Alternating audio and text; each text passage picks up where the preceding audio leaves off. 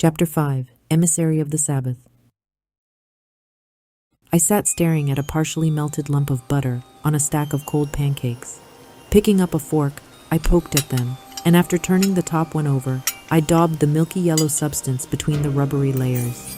In doing so, my interest in what sat atop my plate faded to nil. A hanging lamp dangled overhead, making a sporadic buzzing sound as its honey-colored light flickered, creating jittery shadows and distorting my vision within the inn. The pouring rain outside didn't appear as if it would let up anytime soon either. Bringing my face closer to the window, I peered through the film of water flowing down the outside of the glass as I tried to make out the dimly lit avenue. Although the station house sat right at the end of the road from where we were lodged, all that was visible was the side of the structure obscured by a shadow, which prevented me from being able to see the platform. "There's nothing to be worried about," said Sister Carnelia as she returned, wiping her hands with a handkerchief as white as newly driven snow. Stretching the square strip of cloth out, she sat down and placed it neatly on her lap like a napkin. Then, in a reassuring tone, she added, "We've seen the last of them for a while." Watching the tips of her fingers move as she smoothed out the wrinkles in the piece of fabric resting on her legs, I was hit with a sudden flashback, reviving the awful sight and coppery scent of the sticky blood which had covered those hands not more than a few hours before. How can you be so certain? I asked, still having more than a few reservations. "Because that's how these types of crime syndicates work," she replied, clearly seeming to know all the answers. The waiter came and set a plate in front of Sister Carnelia with a soft clink as the base of the glassy dish tapped lightly against the hard surface of the table. After scooting the meat-laden porcelain plate closer to her, she licked off the sauce now covering the tips of her fingers in an almost sensual way. Sickened by the bloody image already in my mind and now the sauce, I tossed my fork aside and leaned heavily back in my chair. The city outside began to fade into shades of gray, and by the time Sister Carnelia was finished tucking away her steak, it had completely sunk into the darkness of night. I questioned her again. How can you be so certain that no one will come after us? Using a piece of black crusted bread to wipe up the last drops of sauce, she answered. "Because that's how they function. One unit consists of 3 people." Then, as if remembering something else important, she added, "That group that was after you, they're known as Jaeger Corps." Upon hearing this, I recalled seeing some of those men at the landing port some time ago. The Jaeger Corps were an elite group of mercenaries, for which only a few were chosen and given the revered title, or at least that's what Micht had told me about them. They were soldiers of fortune who were said to relentlessly follow the flow of Mira wherever that happened to lead, and they would stop at nothing to get at it, even if it meant spilling blood. Warhawks, mercenaries without borders, and a group never to get involved with, is what Micht often had a habit of saying about them. Instinctively, I slid my foot forward and checked the location of my bag with the tip of it. "It's quite simple, really," Sister Carnelia explained as she reached for her dessert. "You, Toby, are carrying something that's apparently got a lot of people on edge, and someone's hired the Jaeger Corps to take you out." But it's not me they're after, it's what I'm carrying. "It's all the same," she retorted as she gulped down her cup of tea in a single breath.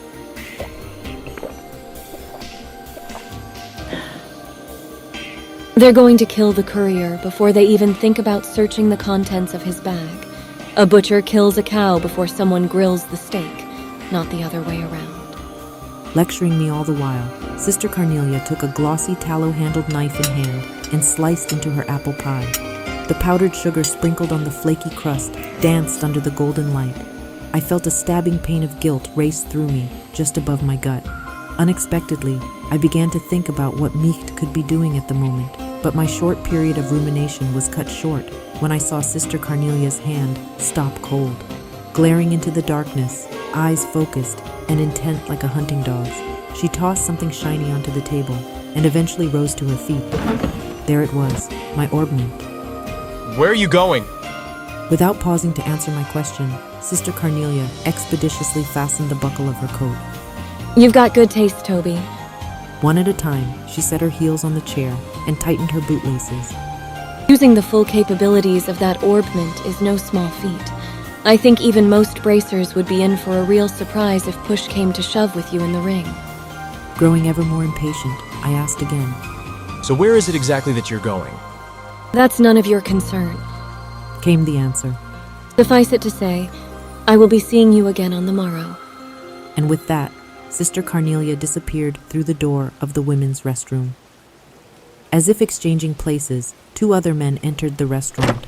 They walked directly to the table at which I sat and stood before me, flashing the emblem on his chest, and without making any sort of eye contact, one of the men said, "We're with the Bracer Guild. I apologize for disturbing you in the middle of your evening meal, but you'll need to come with us."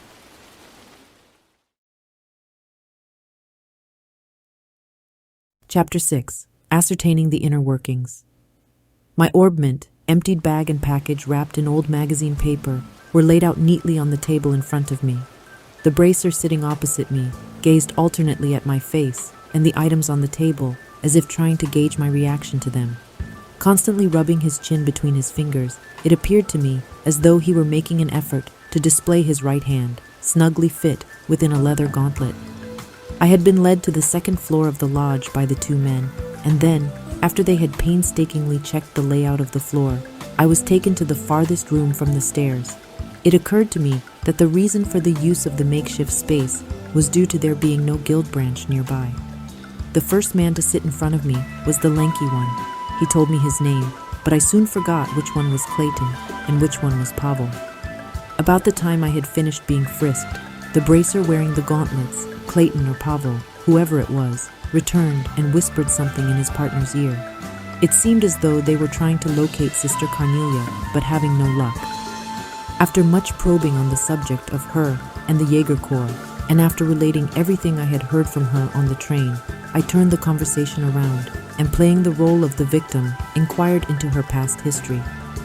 Though strictly speaking, I guess I was in fact a victim. "Her name is Selnate. Ein Selnate." Read aloud the lanky bracer from a pocketbook he held just below eye level. Originally a constituent member of the Jaeger Corps, her present affiliation and activities are unknown. In short, Added his partner pompously. she's not the type of person any upstanding citizen should be getting involved with. He reached out his gauntlet-clad hand and picked up the object bundled in scrap paper. Checking my reaction all the while, he unwrapped the paper, laying it out flat in the center of the table. Its contents turned out to be a lump of metal, ingrained with a sort of clay-like substance. I blurted out, I was on my way to a research institute with the item when everything happened. and then threw in the address of some non-existent client for good measure. The bracers took notes, making sure not to leave out any of the details of our conversation. Then, to dispel any lingering suspicions, I agreed to stay with them under their watchful eyes for the night. The next day, I also found myself inclined to go along with them to the nearest guild branch in order to file a report about the events that happened back at the station, but I had no qualms over the matter. My greatest concern at the moment, after all, was not running into any more trouble. I awoke as the sun came up over the horizon and day broke. With the advent of a peaceful morning, I sat up in bed and breathed a sigh of relief. The bracers who had stood guard the previous night were no longer present in the room, but the sound of their voices could be heard echoing out in the hallway beyond the closed door. Slipping my arms through the sleeves of my jacket, I felt a sharp pain in my right elbow, which brought back vivid memories of the woman from the day before. Suddenly, a feeling of uneasiness came over me, and still half undressed, I began adjusting my orbment. After opening its back cover, I used a thin piece of tanned doe skin and started plucking out the quartz installed in each slot. It didn't take but 5 minutes to insert them each into different slots and rearrange their configuration with a set of light magic as my base. One by one, I replaced each screw until finally the metallic panel was back in place, and as a feeling of calmness set in, I rolled back over in bed. It was at that time that a tall woman appearing to be a maid opened the door, carrying a basin of hot water for the sink with which guests could shave and wash their faces. After placing the small steaming tub on the table, the woman went quietly about her daily task of removing the bed linen. Finding myself shooed from my own bed, I reluctantly headed toward the basin when just beyond the open door, I caught sight of two shadows cutting across the hallway in succession. They're here. I heard myself mutter as the low tone of my suppressed voice reached my ears. With only a bar of soap in hand, I remained unbelievably calm as I quickly shut and bolted the door. Then, pondering my next move, I stood still with my back pressed up against the wall. On the other side of the hardened clay wall, the brief clamor of fighting ensued. Fumbling with the chain attached to my hip pocket, I grabbed hold of the orbment I had adjusted just barely moments before. It was 2 bracers versus the 2 others I had seen moments ago. Throwing myself into the mix with the 2 men from the guild would definitely put us at an advantage from a numbers standpoint.